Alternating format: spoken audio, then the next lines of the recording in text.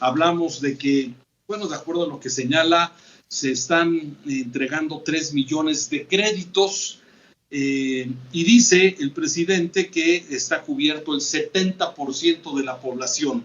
Muchos de los programas sociales del actual gobierno hoy se han convertido también en parte de esta respuesta a el COVID y a la crisis económica que está generando, que es verdaderamente grave. Es por eso que me parece oportuno platicar con el doctor José Luis de la Cruz Gallego. Él es el director del Instituto para el Desarrollo Industrial y el Crecimiento Económico, Asociación Civil, a quien le doy la bienvenida a esta charla, a esta entrevista. Doctor, ¿cómo está? Muy buenas noches. Muy buenas noches, muy bien, gracias por la invitación.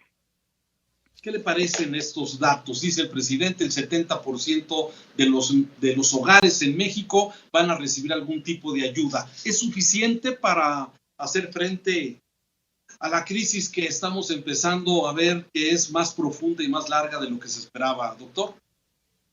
Bueno, el propio presidente López Obrador mencionaba el día de ayer que va a ser una crisis de una magnitud considerable, no prevista, que hay quien ha mencionado que es la crisis más profunda en los últimos 100 años, no nada más en México, sino en el mundo.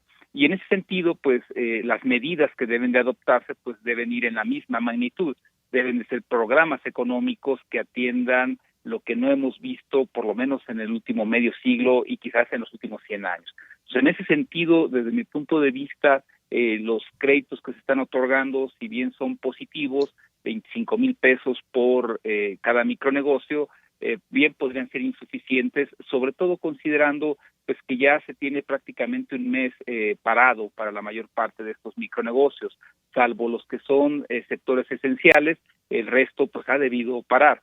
Y en este caso, evidentemente que si esto se prolonga un mes y medio más, pues los recursos que se van a requerir son todavía más cuantiosos. Y algo similar y de mayor magnitud va a requerir la mediana empresa, la pequeña empresa, es decir, quienes tienen entre 10 y 50 empleados o entre 50 y 250.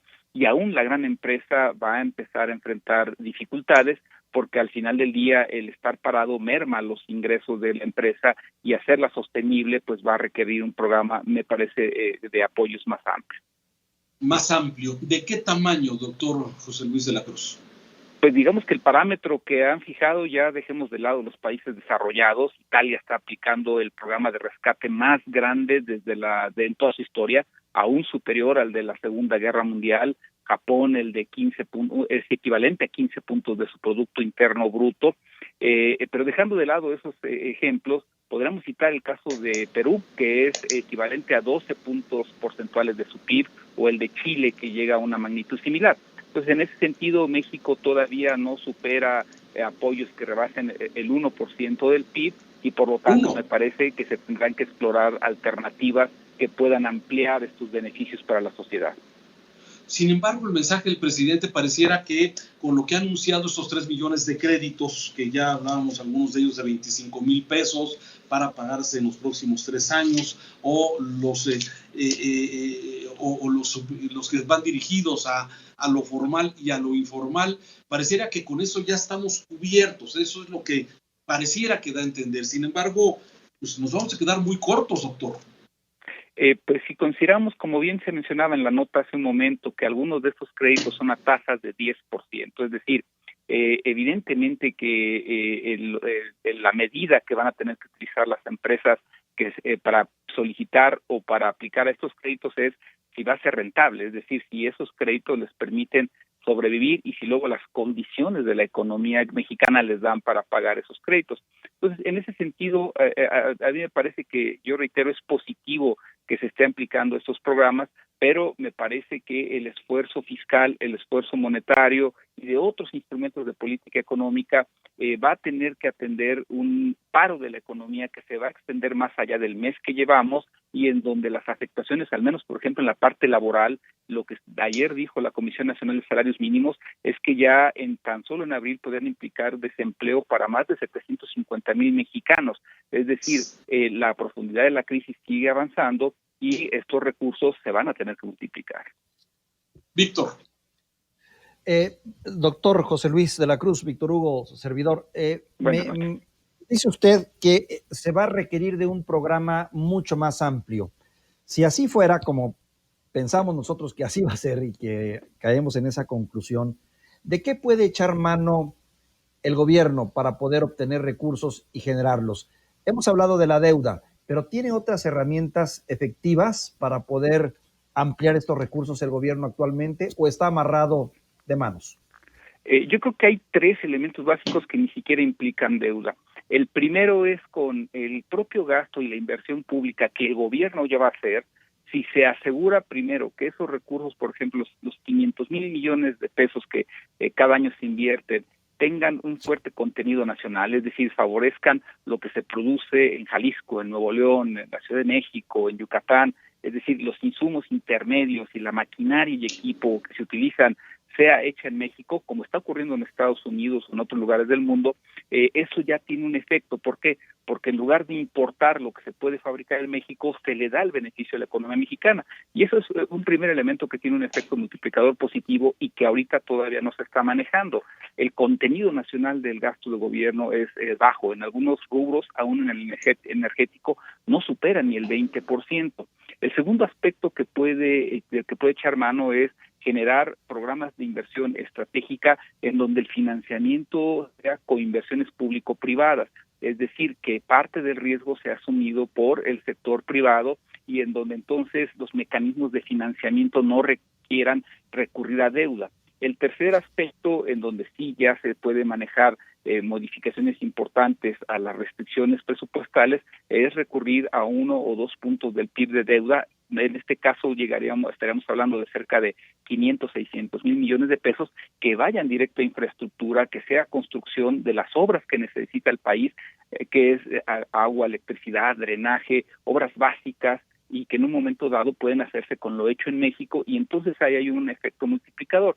Es decir, hay una serie de medidas que no tienen un costo al erario tan elevado y que pueden permitir reactivar la economía. Un cuarto, combatir las importaciones desleales, las importaciones ilegales, sectores como el textil, el calzado, el cuero, pero lo mismo el acero y otras áreas de la industria se ven afectadas por la competencia desleal. Eso también ayudaría.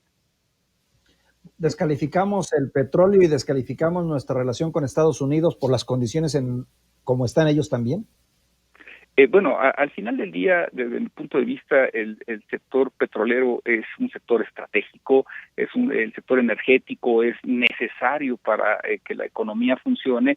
A mí lo que me parece es que primero, atendiendo las condiciones geopolíticas y geoeconómicas que en este momento existen en esta disputa energética entre árabes, rusos y Estados Unidos, México tiene que utilizar ese sector energético para desarrollar su industria, para ofrecer combustibles, electricidad, gas muy baratos y que eso permita que la industria pueda reactivarse.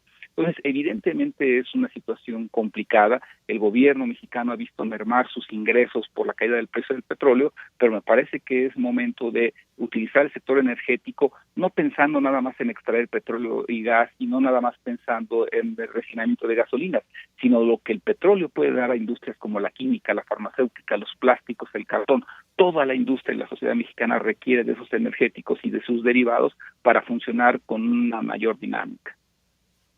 Raúl.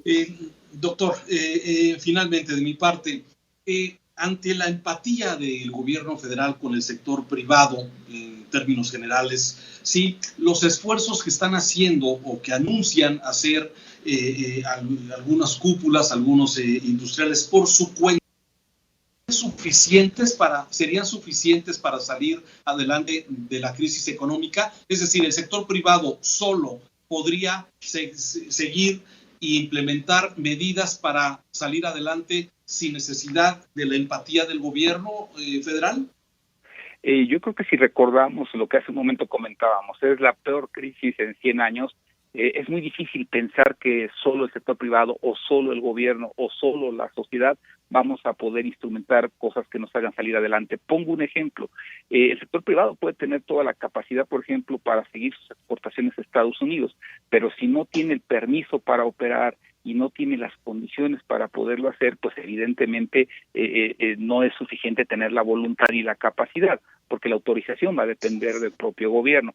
Entonces, en ese sentido, yo creo que se requiere acuerdos nacionales en donde, cuidando la atención a la salud de la sociedad mexicana, eso es fundamental, estemos planeando ya la reactivación de México, si bien no para la semana que entra, no para dentro de 15 días, sí en un plazo en donde ya sea manejable la situación de salud y en donde los esfuerzos conjuntos de gobierno, sector privado, academia misma, gobiernos estatales y municipales permitan una reactivación al mismo tiempo que se hace el debido cuidado de la atención a la salud.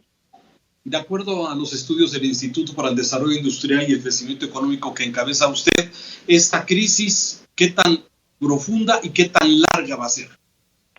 Hasta ahorita tenemos estimado una caída de cerca del 6.7%, con una pérdida de casi 1 millón de empleos. Y en ese sentido, lo que sí estamos observando es que va a abarcar la parte más profunda entre marzo y julio de este año, pero la reactivación, es decir, alcanzar el nivel que teníamos antes de esta crisis, probablemente nos va a llevar hasta 2022.